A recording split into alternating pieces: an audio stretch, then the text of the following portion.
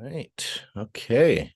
Nangazabe live stream. Let's check to make sure the live stream is on.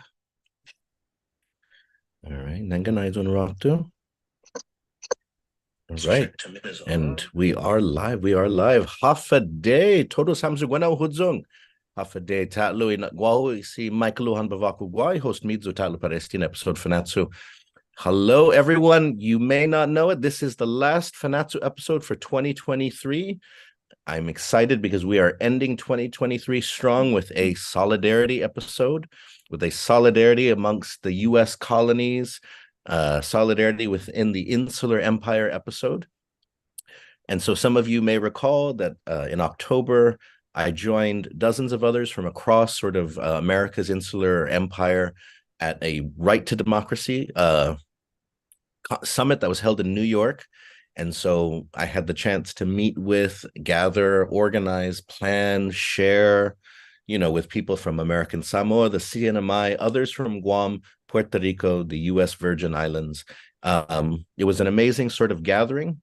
And so look to more solidarity episodes focused around those that I had the privilege of meeting and interacting with at this event. But I'm excited because the first of those solidarity episodes here on Fanatsu is our guest is with us here today. His name is Edoardo Ortiz, and he has an exciting project called Reframe, a look at US democracy from those who live in its colonies. And this is an excited and much needed sort of critical perspective. You can find, let me just share it real quick. I'm going to put the links as well for those, who are watching on the different live streams. And so check it out on Medium, the Reframing, but also on Instagram, Reframe Democracy through the lens of your colonies. Follow him, check it out. We're going to go through some of these posts, talk about some of these issues. Oh man, I'm excited. Edoardo, thank you so much for joining as guest here on Fanatsu. Thank you so much for having me. I really appreciated meeting you right in the summit in New York, and I'm always game for solidarity. I'm always game for coming together and really raising and uplifting the voices of the colonies. Absolutely. Thank you. Biba, wonderful. Sidus Masi, thank you. And so to get this started, if you can just introduce yourself, tell us a little bit about your background. One of the things that we take importantly, on Fanatsu is the issue of diaspora, because in our situation for the Chamorro people, there's way more Chamorros who live in the United States than live in the Marianas Islands at this point. And so did you grow up in Puerto Rico? Are you in Puerto Rico? Do you move back and forth? Tell us more about your background, por favor. Sure. So yeah, my name is Edoardo Ortiz. I was born, raised, and grew up even did a bachelor's degree at the University of Puerto Rico. So, spent the entire first part of my life growing up in Puerto Rico, specifically in Bayamon. I lived. Shout out to Bayamon. I grew up and did my 4 years at the University of Puerto Rico. I initially studied business, and then I decided that necessarily wasn't the calling that I wanted for my life. So ultimately, I decided to move to the US to pursue a master's degree in public policy, specifically in Chicago. So all of a sudden, I found myself coming from the Caribbean into the Midwestern US, and all of the cultural and weather changes and transitions that involved, right? So my desire to get into those studies and get into public policy and like government action and those spheres of systemic change happened because I think growing up in Puerto Rico, and I imagine in every US territory, the colonial status and the colonial issue gets ignored as a problem, and it for many other reasons that we'll discuss, it's just normalized. It's very normalized to have elected representatives that rule over you, even though you didn't get to elect them. It's very normalized. And I think you grow up and everybody always knows that there's something wrong with that, but I think there's a general culture of like, well, what can we do about it? At this point, it's been 100, you know, for Puerto Rico, Guam, it's been 125 years. For American Samoa, it's been 124. I think there's just a general culture of like, well, what can we do about it? But I always felt, in my academic work that no, there is work to be done, and there is more to do. There's new frontiers to explore. It's not a lost cause. So ultimately, I decided that I wanted to take my career into those kinds of knowledge bases and expertises. And so I graduated with an MPP, the Master's in Public Policy, in 2020. So right in the middle of the height of the initial pandemic, that summer. And yeah, so that's kind of what the background and kind of what led me into the space, and how I've kind of tried to make that a career, so to speak. And yeah, I've been living in Chicago since then. Since 2017 is right about when I moved, and I've been there since then. So I am diaspora, but I do make it back to Puerto Rico every year. And I am looking forward to the life where, like, my ideal life is to be half in Chicago, half in Puerto Rico, and just kind of make my time there. So that's my ultimate dream, is to kind of keep hopping back and forth. But ultimately, to end on, I decided that the diaspora life was useful because a lot of the spaces of power and influence are here, right? The Almost by design, the territories are places where the news doesn't cover, the influence is deadened. Like, here, the physical proximity, especially in a place like Chicago, which is almost a hub to the rest of the United States, there's so much vibrant space for community and activism and knowledge, that I feel like I've been able to get the word out in spaces like this in ways that I couldn't have done had I stayed in Puerto Rico. So that's kind of what led me to this life. Oh, Sidus Masi, thank you so much for sharing some of your background. And I think, these solidarity connections, despite the fact that Puerto Rico is many time zones away, right? Completely different ocean. It's been a while since I touched the Caribbean Sea. And I've never been to Puerto Rico before, but it's still when I the few times I have been in the Caribbean, you feel a similar sort of life just being on an island, and so, but it's always, for me, it's always so frustrating because of how, you know, all of these islands, similar political status, similar histories of struggle, but there's still this pressure to see the world through the gaze of the colonizer, through the gaze of the United States. And so, before we move on to specifically sort of, because I want to hear more about, what reframe and so on. I wanted to mention this because like 2 weeks ago, I was giving a presentation in one of our elementary schools here on island. I was just doing some storytelling, some legends and folklore, Chamorro storytelling, and it was so funny because one of the kids basically said, Malago do Sumanga gids a Puerto Rico. I want to stay in Puerto Rico. And I was like, whoa, and this was in the immersion school. So these are young kids who are learning our native language in the Mm-hmm. school. And this young boy said that he wanted to live in Puerto Rico. And I was like, this is amazing. Like, what has led this young child in the Western Pacific to think about this strong connection to wanting to live in Puerto Rico, the underside of the American Empire? So I asked the kid, "Oh, wow, bonito no, go bonito and maulika sahafa." I was like, "That's wonderful. Why do you want to live in Puerto Rico?" And he was like, "Sa sumasagagwi si Logan Paul." He's like, because Logan Paul lives there. And I was like, Oh my "Oh." goodness. And that was Oh, another reminder about why solidarity is essential. Because amen. I do Amen. not want I would like it if young children in Guam think about Puerto Rico, and it's not because of the Paul brothers or Right. the special tax breaks that bring sort of rich people to Puerto Rico and so on. But so I just wanted to share that though, because it completely took me by Wow. surprise. Wow. That's a great story. That's amazing. That's amazing. Yeah. And so let's talk Yeah. about let's talk about Reframe. let's talk about this. And so, where did you first kind of get this idea? What brought you even to just the name itself? I'm going to put it up on the screen while you're talking, but tell us Right. more about the genesis for this.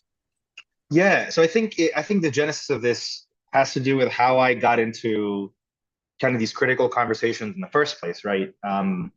It starts when you grow up in the territories and you see that everything is normalized, and then as you learn, there's always a different reason why you shouldn't be paying attention to the colonial status. Oh, there's nothing we can do about it. Oh, there's a lot of disagreement among. You're just going to look up. You're just going to be endless fighting. There's tons of reasons to ignore it. So I learned about how those kinds of intractable problems and how those kind of internal problems. What drew me to a project like Reframe is because I had that in my pocket, but I didn't understand the nuance of the difficulties that would come when I moved to the US. Because I thought, well, we've got our difficulties at home. There's a lot of division, there's a lot of confusion, there's a lot of, propaganda, even. There's a lot of stuff that prevents, even within our territories, the unifying of people for the struggle for a non-territorial and non-colonial status, a dignified status. Um, but when I came to the U.S. and especially, I was in a public policy grad school, so I was surrounded by people who are ostensibly, according to kind of the Western metrics of success and knowledge, people who knew absolutely nothing about Puerto Rico, and even less about the U.S. Virgin Islands and Samoa and and all the other territories. So I realized that not only was there a problem of knowledge, when I tried to then have talks and explanations, I realized that even without them knowing it, a lot of Americans have internalized an imperial bias. And I want to call it an imperial bias because it strengthens imperial connections. They might not think of it that way. So even something as simple as, stop calling them colonies, their territories. It sounds like, to somebody, it sounds like a technical distinction, but in reality, it's a category misclassification that continues to hide the imperial dynamics of the relationship between the U.S. and its territories, right? And so for the long-winded answer, the name Reframe comes from the fact that it's not just a problem of helping Americans see and know things that they weren't taught in schools about how all these territories were acquired and their complex history, but also about the fact that even sometimes when you show them these stories and show them these facts, you need to frame them in a way that allows them to see what's wrong. Because sometimes you'll be able to, a great example is sometimes you'll be like, well, how is it justified that U.S. laws made in Congress apply to the territories, despite the fact that there's no representation there, right? Whatever happened to no taxation without representation. I will hear back, oh well, the territories don't have to pay income tax. And see, that seems like an answer, except that's such a simplistic reductionist view of the problem. So wait, so if you give me a tax break, you get to rule my life? So imagine if I go up to your house and I say, I'm going to pay your rent, and in exchange, you can't leave the house until I tell you.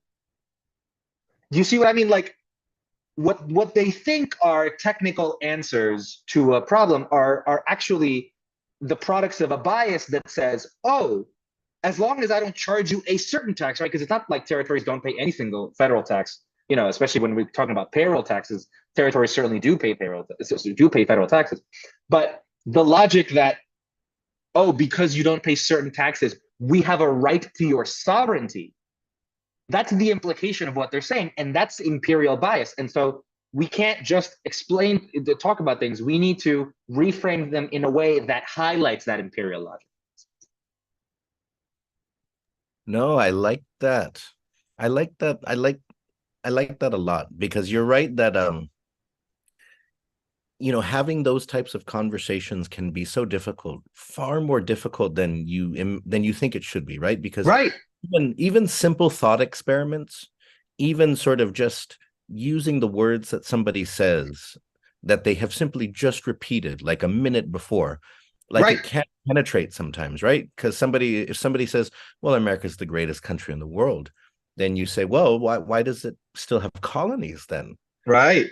There's just, and you can't, people just can't get there. So it's one of those things that reframing it to sort of allow them to engage, allow them to, I think it's a good way of putting it.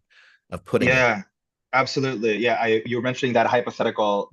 That's almost my day job with Reframe is trying to think of those analogies, metaphors, comparisons. So a lot of the comparisons I'll do if you see posts is I'll do comparisons to the 13 colonies, right? Because the United States were in a bit of a different way, but certainly in a way where the British Parliament made laws for them without their consent, right? So in a way they had a colonial relationship. So it's often useful to draw that comparison and be like, wait, so you agree every 4th of July that having a Congress an ocean away making laws for you without your consent is bad in 1776. Why is it okay in 2023? So, often those comparisons help. One that I did recently of trying to explain a particular issue of I'll have Americans asking, they'll jump quickly into, oh, so what do you think Puerto Rico should be? They'll jump into the conversation of outcomes. And I don't want to jump there because I think first have to discuss how will Americans allow self-determination in the territories, because of course they don't know that the US government has a long history of delaying and blocking attempts at self-determination. So I thought of this analogy off the top of my head, and I think it illustrates the task of reframing. I said, asking a person from Guam, let's say, if they want to be a state or a country, without empowering them to make that choice is almost like asking someone, hey, do you want to, asking somebody in Chicago, do you want to drive? Are you going to drive to Milwaukee or Cleveland? But you've stolen their keys to their car. And I think, some metaphors are better than others for sure. Some analogies are better than others. But I think that's the kind of example that can get somebody to be like, oh, I understand. I see what you're trying to communicate about. How can I ask you about where you're going in your road trip if I've taken your keys? Similarly to obviously how can you ask your colonies, oh, what do you want to be when you haven't given them the power to make that decision? So yeah, so that's where Reframe came to be. That's how the name in the concept. No, I mean I like it. I like it a lot. And we're already getting some comments, some commentary from people that are watching. Wait, let me just share some real fast. Oh, Hold sure. on. Where it is. Oh, here it is. Oh, we've got Noah who's watching on YouTube, and he says we are drowning in propaganda. And he says the imperial virus has infected most of us at some point. And he says that, yeah, the US has a long, illustrious history of thwarting self-determination efforts. Sidus Masi Noah, Hungan, very true, very true. Yeah, yeah, Let's absolutely. so let's actually go to what you were talking about earlier, because I find it to be helpful sometimes, in at least because the thing is, it's convincing people of something is one thing that can be very difficult, but taking away the room for somebody to ideologically or rhetorically maneuver is at least something that you can try to accomplish, even if you can't convince them outright and get them to Mm-hmm. admit sort of intellectual defeat or ideological defeat. And so the use of the founding fathers and the 13 colonies, you've created a lot of social media posts related to that. And I did want to talk more about that because I find that to be incredibly fascinating, because it touches on something that's supposed to be at the core of the United States, sort of its Right. birth, its genesis, its destiny, and so on. And then it's amazing then how people can feel so strongly or passionately, but so superficially about something, as in they know nothing about it, and they can't even understand it when it's placed next to something which is obviously contradictory. So let me share, for Right. example, you were mentioning for example, Puerto Rico, that the way that the US treats its colonies today, it's kind of similar to how how Right. how the British governed the United States as colonies long ago. And so Right. what kind of a response do you get to this sort of approach in which, in some sense, what I like about it is that you're not keeping the conversation in the fringes, because that's Hmm. often that these types of critical conversations are neutralized, that it's Right. just way over there. It's this issue that's way over there. That it's far away. But when you point it out like this, it's clear that actually, if the United States can't reckon with the fact that it carries out policies exactly of the same type that it was born protesting against, Right. that's a problem. And so talk to me more about sort of using the founding fathers. Yeah, no, that's a whole topic. Like we could do a whole episode just on that. There's so much layers there, right? Because obviously, just out of initial context, obviously, I know that situations aren't entirely comparable, right? There wasn't as much of a racial element, right? These were British colonized and British colonizers. So there's a bit of a category difference. So I don't want folks to think that while when I use these analogies, that I think it's a one-to-one thing. I think it's exactly what you were saying, is the fact that this is something that the U.S. explicitly um, was born in protest of, right? Because, for example, when we talk about the US's hypocrisy in democracy, in the rights of women and queer people and Black people, the US was born never committing to any of that. The US was born, none of the founding fathers committed to, ending slavery or the equality of genders and social statuses. Like, obviously, so there is something uniquely central about the hypocrisy when it comes to political colonialism, because the political colonialism is explicitly what they were born to fight. And I think in that graphic that you were just showing, right, it's illustrative because it shows the government that was imposed on Puerto Rico for the first 17 years of colonial rule. And it's exactly the same as a British as what a royal colony was back in 1776. So it shows that when the U.S. finally created, I guess the modern colonies is the term that I like to use, when it all of a sudden acquired these modern colonies after the Spanish American War, it fell back on the model that it always knew. It fell back on the model um, of, well, this is how the other empires do it. So it's almost like when it was the young colony, it was against it, but once it grew up and expanded and became an empire of its own, then it felt okay. So then now I'm an adult like the rest of the empire. Now I can join it. But as you can see, the structures of who the head of government was, how the legislature was structured, taxes and representation in the empire's government, it's exactly the same. And I'm sure, obviously, throughout Puerto Rican history, governments are given more self-government and more local control. Obviously, in all the territories, in other territories, it takes even longer, as you know. But so that's kind of the context. How people receive it, which I know was the question. Um, it's fascinating because for some people, it's really shocking. But the majority of reactions are trying to make distinctions that aren't there.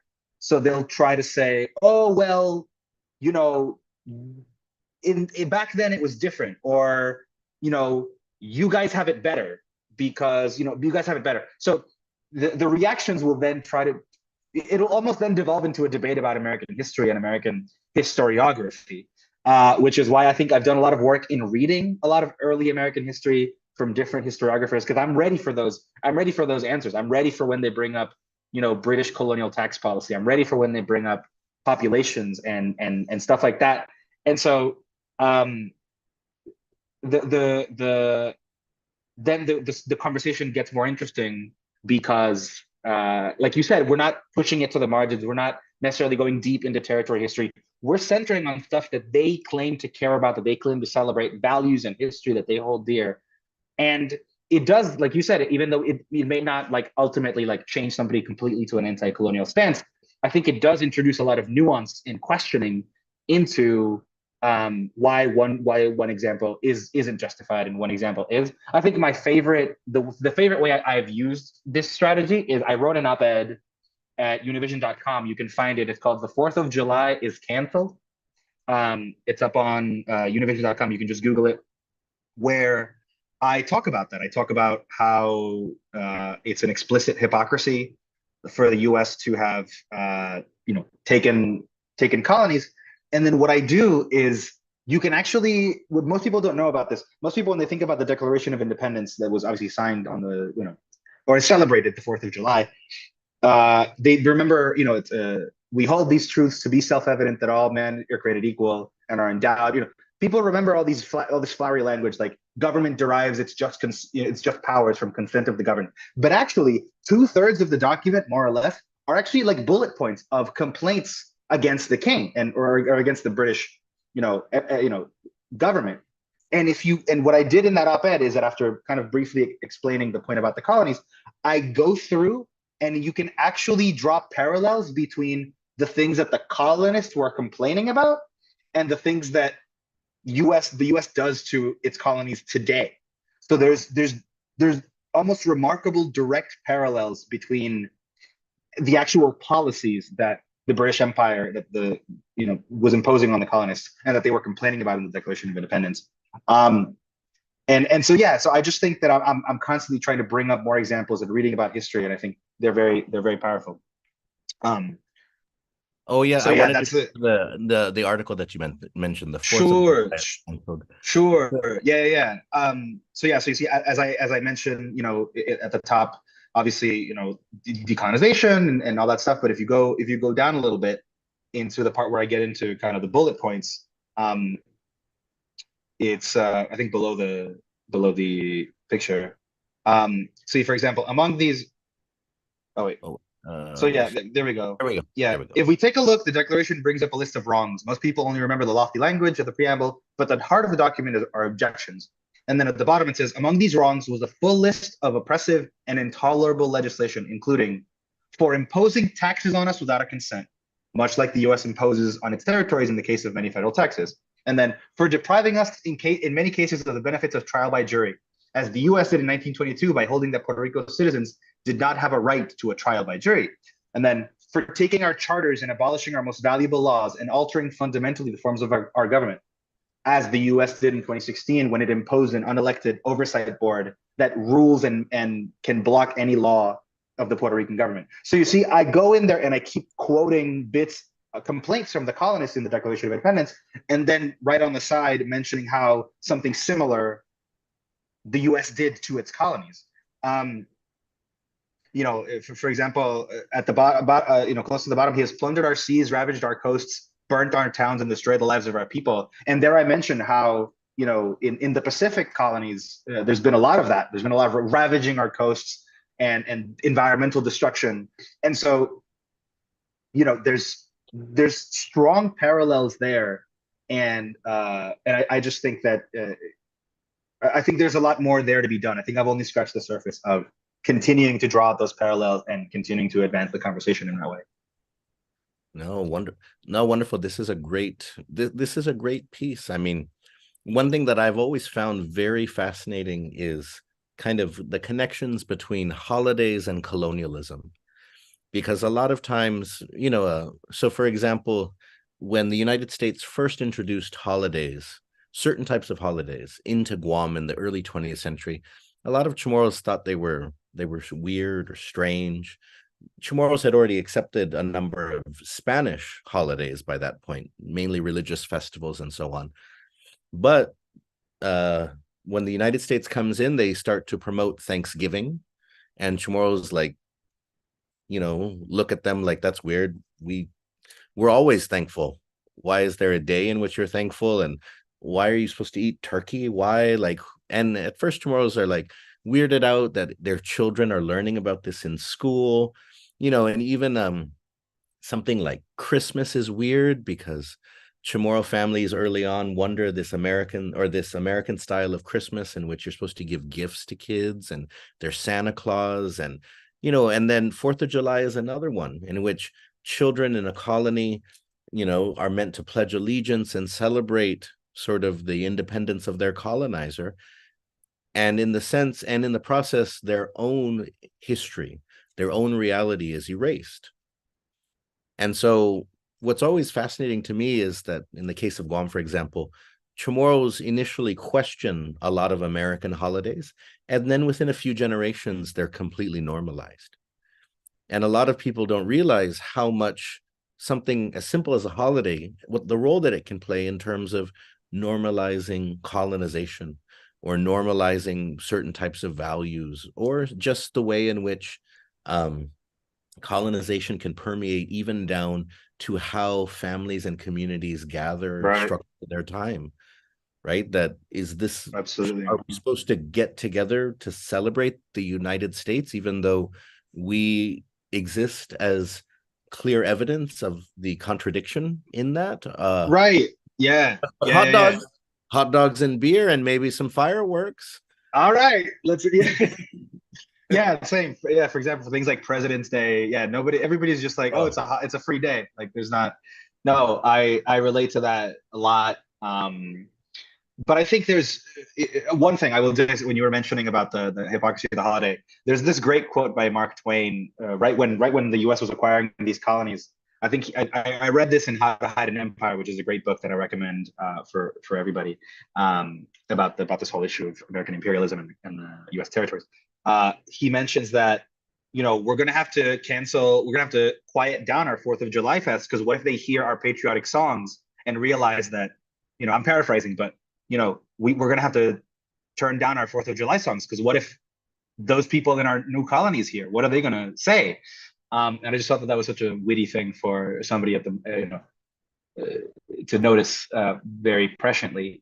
And what I will say is that a lot of that integration comes from the desire to, right, as you know, like to be like the to be like the imperial master, almost like if you adopt their customs, you will gain acceptance, which is certainly what they were promoting, right? So I think I have a lot of sympathy, because although in Puerto Rico there was a lot of like resistance, for example, to the banning of local holidays. For example, like they tried to ban the Three Kings Day, Three Wise Men Day on January 6th, and people protested, and they kept it up and they kept the tradition alive. But in terms of accepting new holidays, remember the U.S. colonizers came to the territories with almost the promise of like, look, as long as you assimilate to our way of life, we'll let you join. There was almost this tacit understanding that the more you assimilated, political rights would come with that. And so I think that logic is still operative today, right? In the Puerto Rican context, it would be by folks who support either continued territorial status or statehood. They very much believe that continuing these American traditions are part of that bond that they want to cement, in hopes of changing that and improving the chances, right, of political representation in the way that they see it, right? yes, definitely, definitely. Sorry, I was we have some more comments that are Oh, coming in. sure. If you have questions for Eduardo, please comment or send them to me directly. I see Annie Mitchell, one of our Fanatsu patrons on Patreon, Sidzus Masi Annie, and also one of the presenters at this weekend's Casidza Showcase performance, Sidzus Masi. So she's been talking to one of her friends who is a teacher from Puerto Rico, and what they were talking about the sterilization of Puerto Rican women, sort of, and how it was normalized as part of sort of that colonial process, that it Right. was like what you were, it's a very stark, inhumane version of what you were talking about. Assimilate, but this goes beyond that, but it's part of that No. same logic of accept what we think you are or what we think you should be, and that's when you're going to progress. That's when you're going to get Right. things, Right. once you And accept that. yeah, but it's almost even worse. It's almost less like assimilating. It's like pest control, right? It's almost like, what do you do? It was this sense that the Puerto Ricans there's too many of them. They're like a plague. So we need to forcibly control the population by unwittingly sterilizing women. Because there were no ethical, very lax ethical standards for testing on Puerto Rican women. There's also the example of how the birth control pill was first tested on Puerto Rican women, and often without their consent. And so a lot of the major side effects of getting that right Puerto Rican women bore those burdens. And obviously, I would love to connect you with like Puerto Rican women who can speak more in detail about this subject, because I know that there's so much of that history, and I don't want to minimize it or gloss over it, because it's certainly a really traumatizing and impactful period in Puerto Rican history. But yeah, there's this it's both assimilate, be like us, but also stop existing in a certain way, right? It's almost like, Mhm. you exist in ways that are convenient to us, right? We'll accept you then, right? um but if not, if there's too many of you, we'll we'll keep you from reproducing, you know. let's let's shift gears now, but it's along the same Sure. lines, because it's another way in which sort of I know that Chamorros, Puerto Ricans, but also people from American Samoa, CNMI, USVI, and other sort of non-white groups have traditionally sort of felt the pull of assimilation is through US military service. And one of the things that, that the territories have, part of our legacy is, of course, not being citizens, not being represented in the US democracy or Hmm. federal government, but still for many years being eligible for drafts and being Right. able to consent to war. And Yeah. so on the Instagram for Reframe, you had shared Colonialism Kills, talking about, you know, men from Puerto Rico who were sent and died in Vietnam. And this is something which, for Chamorros in Guam, you know, we are much smaller, but we also have one of the highest per capita rates in Vietnam, as well as in Right. other wars in terms of people who serve. And so I wanted to hear more about this, because for Chamorros, we get this very sort of paradoxical experience in which, there are plenty of news articles that talk about how military service is part of Chamorro culture at this point. That, that the Department of Defense puts out press releases about how, a father is serving with his son and his daughter in Afghanistan, and it's like 3 or 4 generations of service, and that Chamorro culture basically means serving in the US military. So you have Right. the Chamorros using it or being, kind of pulled into it as a way of improving their lives, uh, you know, upward social economic mobility. But then you also have this legacy where many of the direct action activists, most of the most vocal voices calling out the US as a colonizer, as sort of as damaging the island through its military expansion. A lot of those Right. people are veterans too, people who have Yeah. served in the US military and have seen, whether we're talking about Robert Celestial, who was a Chamorro atomic veteran who was part of the cleanup in the Marshall Islands of the nuclear testing, Wow. and then worked and then stood beside other thousands of other veterans for decades fighting to get their just compensation. Wow. But so many Chamorro activists who have led the movements for decolonization and self-determination are actually veterans that they served, and their experiences compelled them to be more critical of the US, its military, its empire, and of the state of the islands. And so that's why when you shared this one, I really wanted to hear more about sort of what you were thinking about with this infographic right here. Sure, sure. Yeah, I think off the top, like as a general context, I think I certainly had that in mind. Obviously, as you're familiar with, for those who might not know, the territories are often in a per capita basis, always like in the top 10, in the top, always in the top 10. And obviously in certain territories like American Samoa and Guam and CNMI are always, top three, top four. But certainly all five territories are in the top 10 of per capita contributors to the armed forces. So they're such a key part of the military and what it does to people, right? You mentioned how it can induce a critical lens on the relationship, but I think it can also do the opposite, right? We've also seen examples of people who go into the military and who are then fed this idea that, um, almost like this patriotic sense of like, well, the U.S. can do no wrong, right? And so it's tricky. That dynamic is complex, and certainly, a tough, and requires lots of deep conversations about what the military does to the people from the territories. And what I really wanted to do, obviously, like the which I probably should have mentioned earlier, like a lot of the Reframe's content is not only engaged towards, just helping everyone understand a little bit more about territory history, but specifically with an eye towards the American audience, right? Specifically, like what like a stateside, American people in the States is what I mean. What they'll find compelling. And I think this example is just like what we were talking about, you know, not keeping the conversation in the margins, starting the conversation at things that are stereotypically or conventionally considered at the heart of American patriotism. The founding fathers, concept of liberty and democracy, the military, even like certain religious traditions.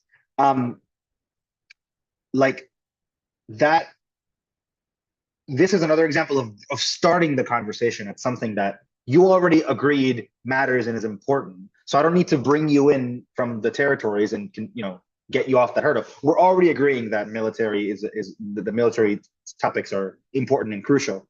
And the particular point that I wanted to do with this particular picture, as you said, colonialism kills. I got this infographic from El Centro, which is the Center for Puerto Rican Studies in New York. Shout out to them; they did that work.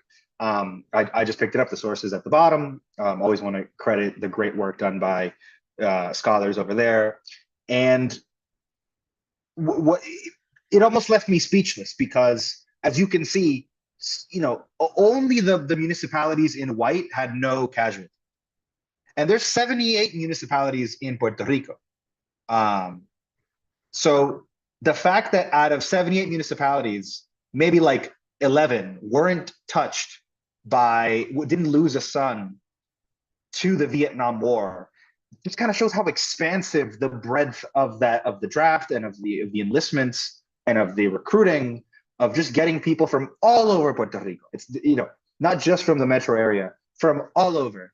And what I wanted to do, and as I say in the caption, they were sent to fight by a president they couldn't vote for, a Congress they had no voice in, and a country that was willing to force its colonial subjects to war. Because, although I personally I disagree with the concept of drafts, I don't think anybody should be compelled to fight in the army.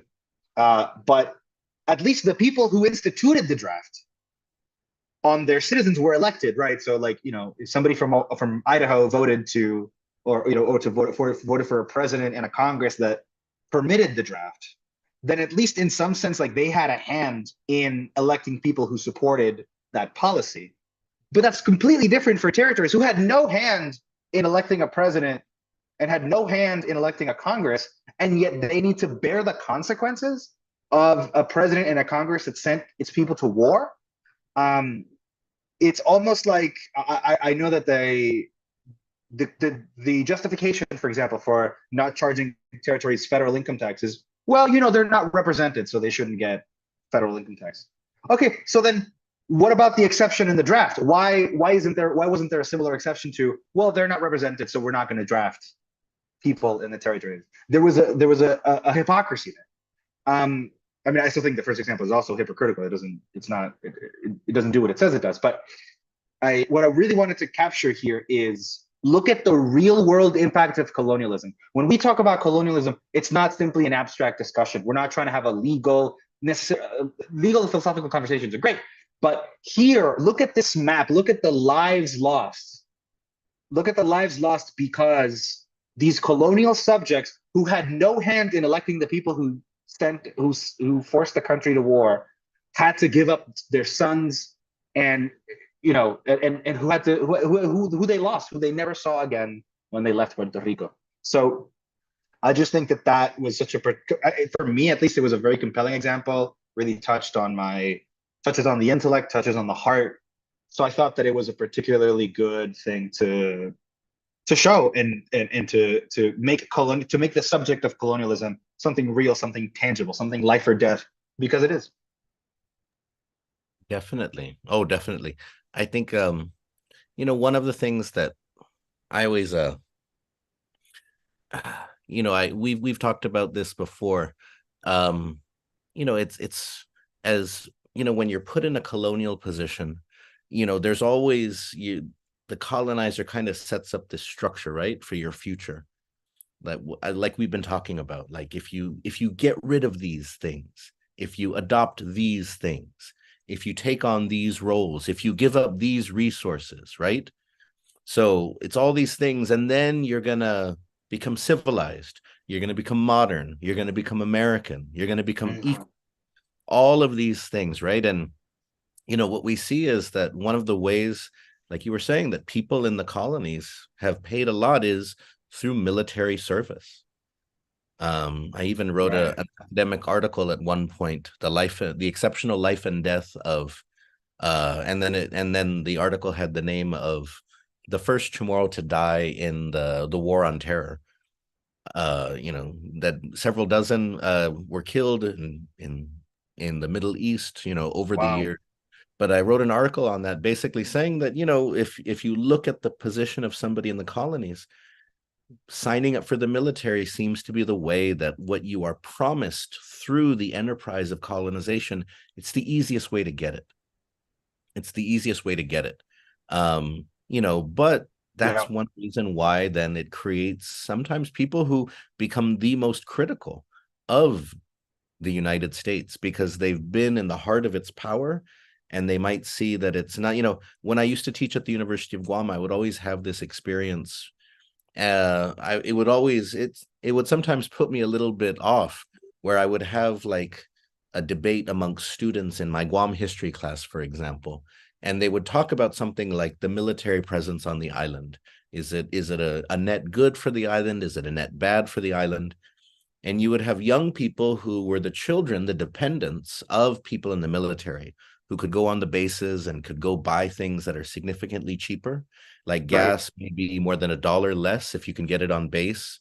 You can get Wow. like a gallon of milk for like a third of what it costs outside of base, or half.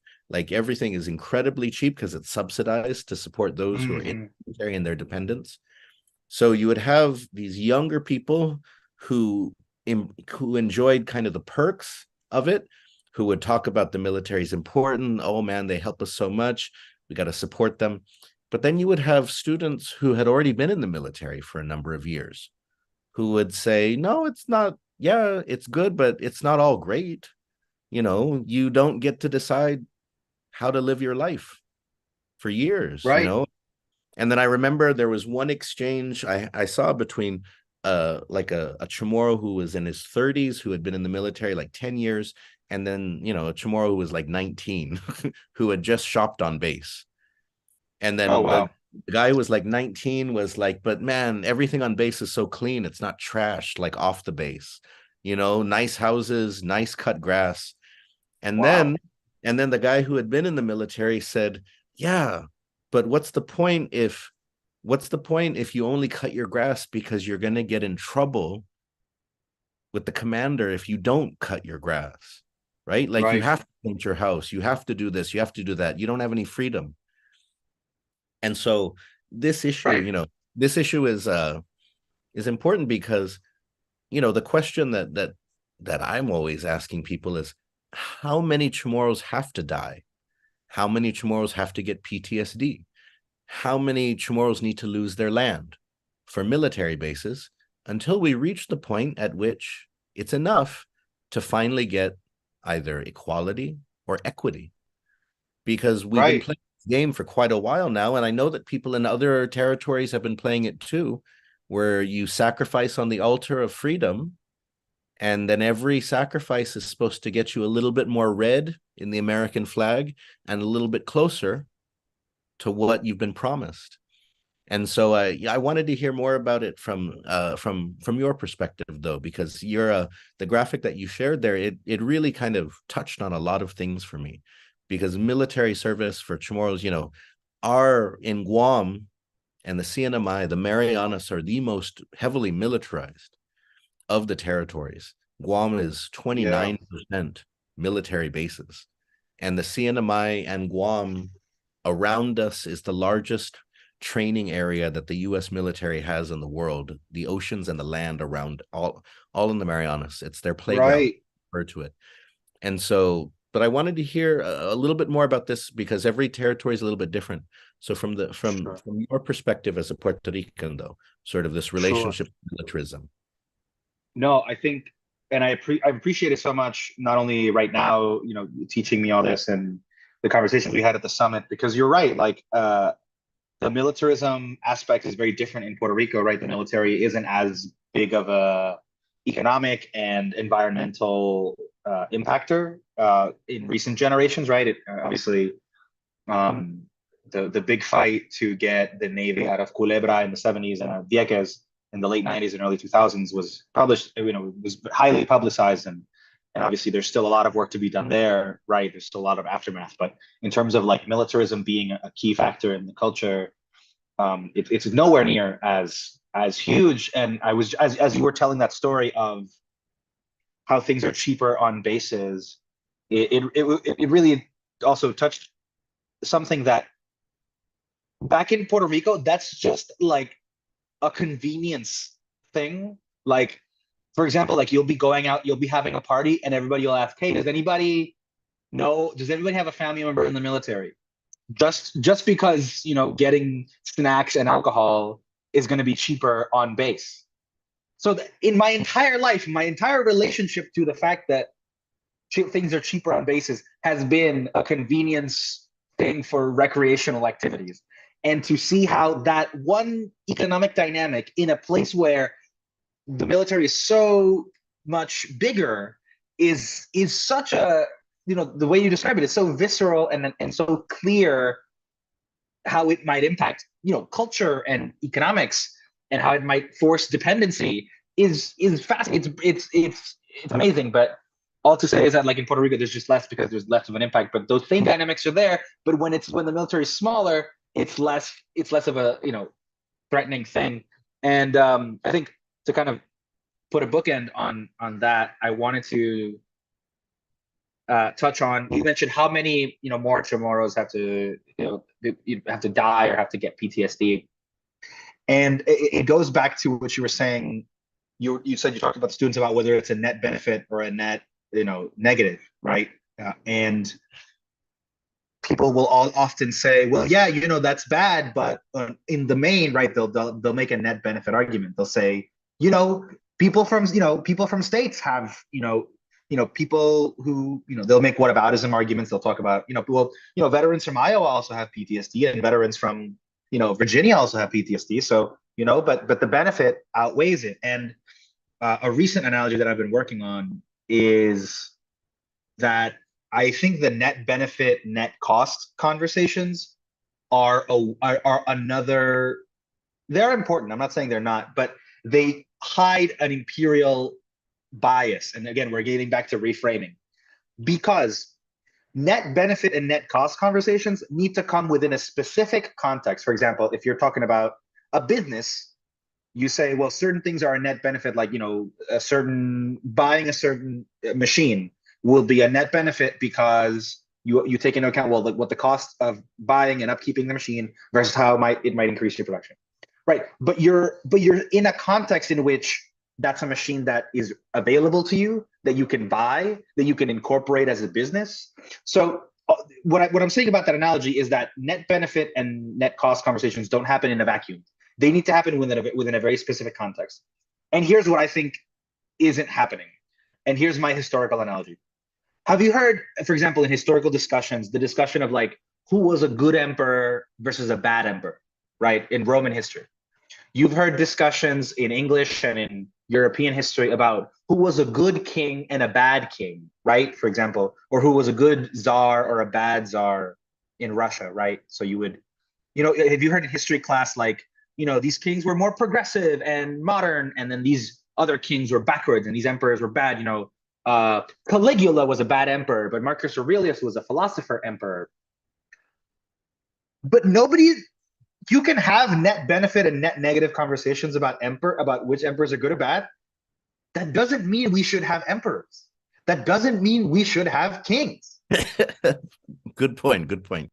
Right? So I think there's we're jumping ahead. When we jump ahead into the net benefit of like, what's the net benefit and net cost of military occupation?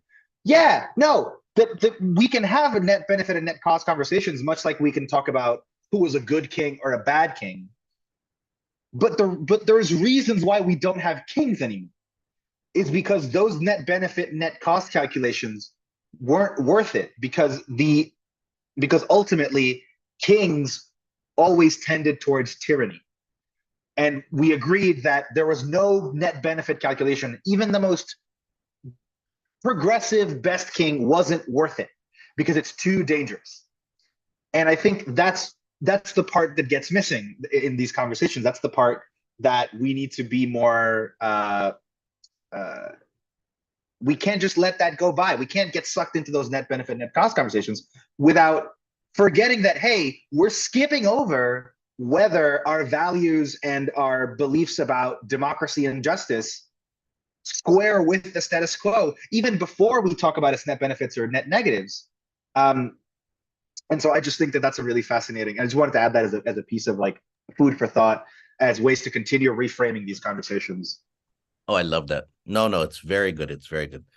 Again, it's I love that. Just talking about which is the best emperor or king doesn't mean that it's necessarily good to have kings nowadays. But Absolutely. and so we are just about out of time, but I want to give you a chance though, because and I apologize because we got a whole bunch more comments. Let me just share a Yeah. few real fast. And so Donna Dietrich, Donna Sidus Masi, Fanatsu patron, Biba, a big supporter on Patreon. And so she is an eighth grade teacher, and she says that she is, teaching about this history that we're talking about should be mandatory in the United States as part of curriculum. And as an eighth grade teacher of U.S. history, though, she is committed to teaching the truth about U.S. colonialism. Sidus Amazing. Masigana. Oh, and then somebody that we both know very well, see Addie Martinez Roman. Addie has tuned in, and she says that we're both great people. Oh, thank you. But Hungan, I look forward to seeing Addie again, and also Sarah Thomas Netadog from who's the local organizer for Right to Democracy also chimed in. And so thank you to everyone. Thank you to everyone who's watching. I want to give you, Eduardo, one last chance to talk about Reframe. I'm gonna put it on the screen again so you can share more about it. So where can people find anything else that you want to share about your project? I mean, it's doing critical work. I can attest to that because for those who are just joining at the beginning of this episode, I shared a story where a young Chamorro who's in the Chamorro language immersion school said that they wanted to live in Puerto Rico because of a YouTuber that they follow, and that was the only thing that they knew about Puerto Rico. But what I love about Reframe and what Eduardo is doing is that he's providing other important connections across the territories, critical connections about the things sort of that define us, that sort of connect us, and the problems with that. What does it mean to be in spaces where there's all of this pretense of freedom and liberty, but basic rights to self-determination and self-definition are absolutely not existent.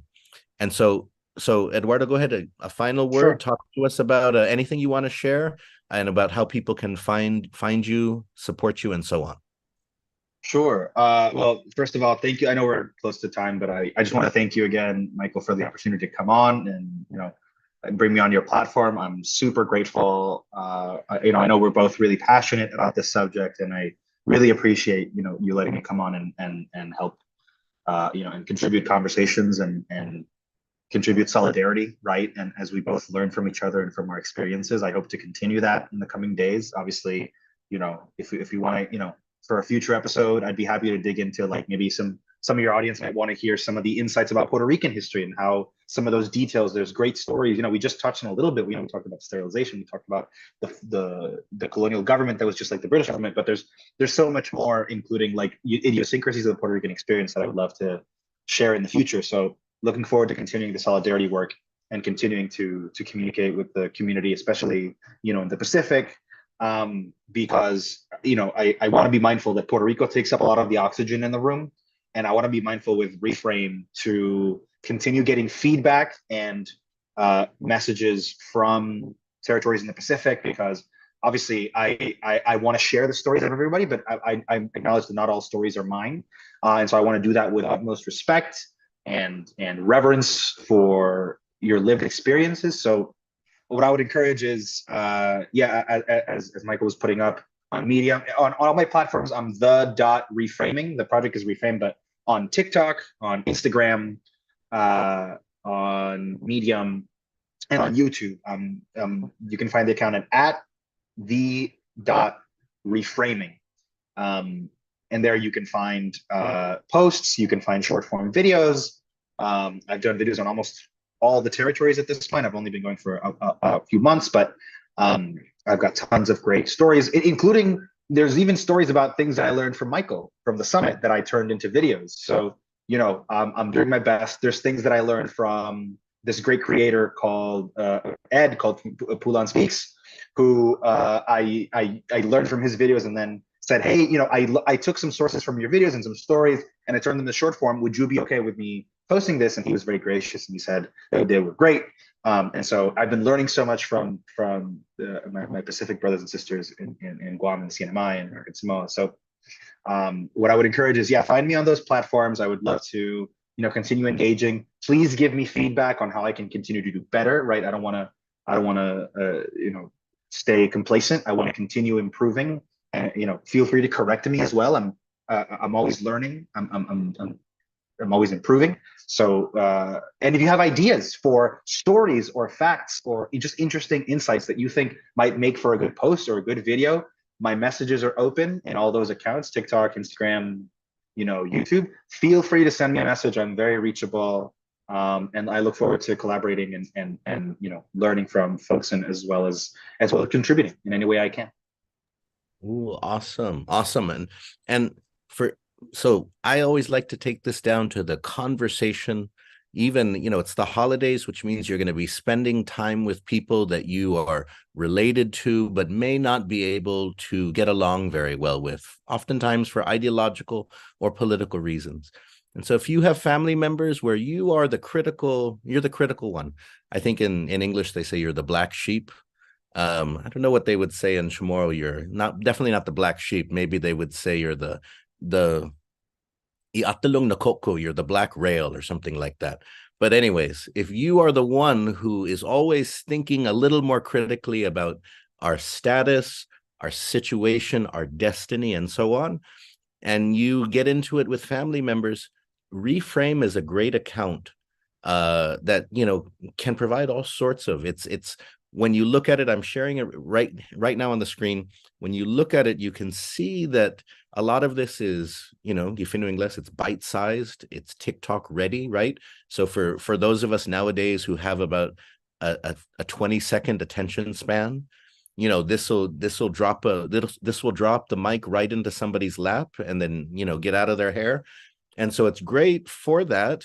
Share it. But what's fantastic about it, though, is that it's connecting the colonies, right? So we all know people who come from their particular island-focused perspective, and they might talk about another island, but then it's so rare to see a place in which, like, from Monday it'll be the US Virgin Islands, on Wednesday it'll be Guam, and on Thursday it'll be Puerto Rico, and then on Friday it'll be the CNMI. That's an amazing thing to see, because that's really where you get critical solidarity from those of us who wish we knew more and wish we could just talk a little bit more and imagine kind of what the situation is like in other places, that Reframe really makes that possible. There's a baby in my lap. Yeah, no, and thanks for that. I should have mentioned it more in the episode, that the content isn't academic, it's not like overly academic, it's not overly formal. It's very simple, it's bite-sized, like Michael said. It's very short and understandable. So it's a great tool for sharing with folks. A lot of those videos aren't even over a minute. It's just a great bite-sized, entertaining, sometimes even trying to find a humorous spin, right? Because sometimes medicine goes down better with sugar. Sweet medicine goes down better than bitter medicine. So sometimes even, poking a bit of fun at kind of the hypocrisy and the kind of craziness that comes out of colonialism is a good way of getting people to I think I saw Noah here comment, gently expose people to the truth. So I like that. I like that that way of speaking. Yeah, it's great. It's simple. Please, feel free to share with like you said, with those people in the family around the Christmas table. Oh yes, when I showed a few of them to my kids, they understood what the intent was because of the meme that you used in it. So if it's, Right. that's what's great about it, is that if you may not understand the political context, but let's say you're familiar with John Travolta looking around and not sure what he's supposed to be doing meme, or the Bill Hader celebrating meme. Right. But Right. like these are things which even if you don't know where they come from originally, a lot of people just see them and they know I'm supposed to have this type of response to it. And so that's what I found fascinating, is that when I would share it with my own, older kids who are teens, they they wouldn't understand everything of the context, but they like, I know that meme. I know what this is supposed to say, and that helped them understand more about the context. Right. Yeah. It's Oh almost my like god. translating. It's almost Oh like my translating into a different language. Sorry, go my boy is getting comments too. I a day. but ahead. but Eduardo, Sidus Masi, gracias. Thank you so much for your time, for joining, because I know it's in the evening over there in Chicago. But we're gonna be talking more. Either with you checking in again on Reframe, or even, I'd love to work with you on more solidarity work, in terms of bringing in some of the other voices that you talked about, telling some of those Puerto Rican stories. We had a number of people comment and saying more stories more episodes that connect us across the territories. And so that's one of my goals for 2024, is to have more solidarity episodes that help make these connections. But Wonderful. Looking forward to it. oh, hungget Sidus Masi Tatlu, thank you so much. Za Sidus Masi para hamzu todos ni umeegad za umeekung ok esti finakpuesti na episode fanatsu. Then esti ultimo episode lokui para 2023. This is the last episode of 2023. Fanatsu's on a 2-week break, and then we will be coming back strong in January 2024. Adios.